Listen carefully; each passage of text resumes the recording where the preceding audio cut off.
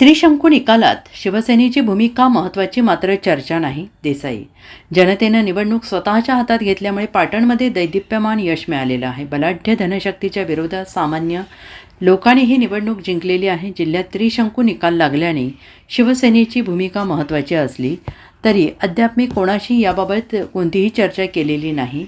भाजपने देसाई यांची कोंडी करण्याचा प्रयत्न केला. भाजपाचे बडे नेते पाटणमध्ये येऊन देसाई यांचा टांगा पलटी करू पालकमंत्री नमले विशेष पॅकेज देण्याची भाषा केली, मात्र त्याचा काही परिणाम झालेला नाही. देसाई कुटुंबावर प्रेम करणारी ही जनता आहे. ही जनता आमचं कुटुंब आहे.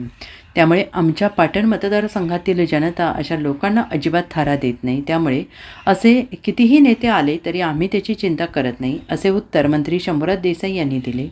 आणि याआधी जिल्हा परिषदेत फक्त 3 शिवसेनेचे सदस्य होते, मात्र आता तो आकडा 15 झाला आहे. 5 पट वाढ झालेली असून त्यामुळे जिल्ह्यात शिवसेना अधिक मजबूत करण्याची वाटचाल सुरू आहे.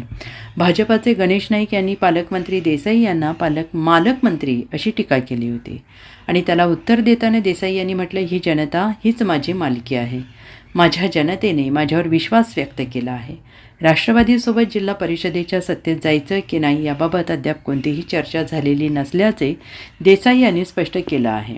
पाटण तालुक्यातल्या एकूणच आणि माझ्या विधानसभा मतदारसंघातल्या जिल्हा परिषद पंचायत समिती निवडणुकांचा जर विचार केला तर अत्यंत दैदिप्यमान अशा पद्धतीचं यश शिवसेनेला मिळालेलं आहे.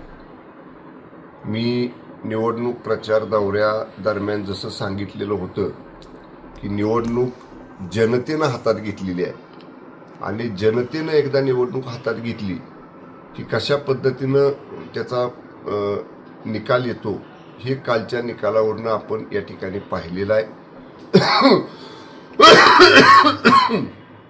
विकास कामांच्या मुद्द्यावर, जनसंपर्काच्या मुद्द्यावर, सर्वसामान्य लोकांच्या सुखादुःखात अडीअडचणीला त्यांना मदतीला धावून जातो आम्ही, मी माझे कार्यकर्ते. ह्या सगळ्या गोष्टीचा जनतेनं सामान्य लोकांनी विचार केला आणि मतदारसंघात असणाऱ्या बलाढ्य धनशक्तीच्या विरोधामध्ये सामान्य लोकांनी ही निवडणूक हातात घेऊन हा विजय मिळवलेला आहे. साहेब, साताऱ्यात सेना किंगमेकर ठरले, सत्तेच्या चाव्या सेनेकडे आहेत, तर नेमकं पुढची भूमिका कशी असेल? मी मगाशी सांगितलं की मी रात्री उशीरपर्यंत आणि अजूनही मी मतदारसंघातच आहे. मी साताऱ्याला गेलेलो नाही आणि माझी कोणाशी चर्चा देखील झालेली नाही. त्यामुळं जोपर्यंत चर्चा कोणाशी होत नाही या संदर्भात तोपर्यंत त्याच्यावर भाष्य करणं मला योग्य वाटत नाही. जसं जसं चर्चा होतील त्याप्रमाणे मग बघू पुढं काय होते ते. पाटणमध्ये प्रामुख्याने भारतीय जनता पक्षाने तुम्हाला टार्गेट केलेलं होतं आणि राज्यातील बडे नेते या ठिकाणी आले, मंत्री आले आणि त्यांनी तुमचा घोडेफारा टांगा पलटी करू म्हटलं. काय आता याला उत्तर तुमच्या कार्यकर्त्यांकडून दिलं ना? काल बाबा त्यांनी काय काय वक्तव्य केलं, टांगा पलटी काय म्हटले, कुणी कुणी येऊन इथं पालकमंत्री नेमले, कुणी कुणी येऊन इथं पॅकेज, विशेष पॅकेज, डबल पॅकेज, ती पॅकेज दिली. काय त्याचा परिणाम झाला? हा मतदारसंघ स्वर्गीय लोकनेते बाळासाहेब देसाई साहेब, स्वर्गीय आबासाहेब यांच्या विचारावर चालणारा मतदारसंघ आहे.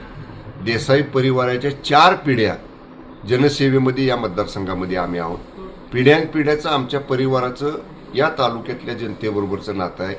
हा तालुका कुटुंब मानून आम्ही देसाई परिवारानं काम केलेलं आहे. त्यामुळं असं कुणाचं डबल टिबल पॅकेज, कुणी दुसरा पालकमंत्री नेमला इथं आणून आणि कुणी काय टांगा पलटी आणि घोडे काय म्हणले फरार, ह्या अशा गोष्टीचे किती जरी वक्तव्य केले तरी आमच्या मतदारसंघातली जनता अशा पद्धतीच्या वक्तव्याला बिलकुल थारा देत नाही. आणि मी म्हणलं तसं जनता आमच्या पाठीची आहे. त्यामुळे असे किती नेते आले आणि किती वक्तव्य केली तरी त्याची आम्हाला चिंता करण्याची गरज नाही. Bureau report, SBN Marathi, Satara.